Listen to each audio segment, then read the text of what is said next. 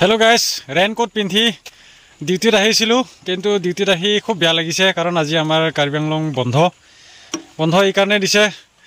মেঘালয় আমাৰ কাৰ্বি আংলং যিটো বৰ্ডাৰত মানে আমাৰ কাৰ্বি মানুহ এগৰাকী গুলীয়াই মাৰি পেলালে। কিহৰ হৈ এই যুদ্ধখন লাগি আছে গম পোৱা নাই। সঁচাকৈ বহুত বেয়া লাগিছে, এনেকুৱা হ'ব নালাগে। মানে অসমখনৰ কথা ভাবিলে অলপ বেয়া লাগে। চাওকচোন, অৰুণাচলেও এটেক কৰি আছে, নাগালেণ্ডো এটেক কৰি আছে, এতিয়া মেঘালয়ও এটেক কৰি আছে। এনেকুৱা লাগে আমাৰ অসমখন দুৰ্বল নেকি, এনেকুৱা লাগি যায়। সঁচাকৈ বহুত বেয়া লাগিছে। আজি আমাৰ গোটেই কাৰ্বি আংলংখন বন্ধ।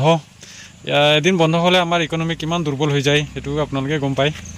চ' এনেকুৱা হ'ব নালাগে, সোনকালে শান্তি ঘূৰি আহিলে ভাল হয়।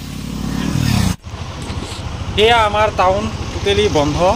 অৱশ্যে গাড়ী মটৰ চলি আছে, দোকান পোহাৰ একেবাৰে বন্ধ। আমাৰ এই টাউনত একেবাৰে মানুহৰো সমাগম একেবাৰে নাই। আৰু আমাৰ ঘৰৰ ওচৰৰ এখন বজাৰ আছিলে, সেই বজাৰখনো বন্ধ দিছে।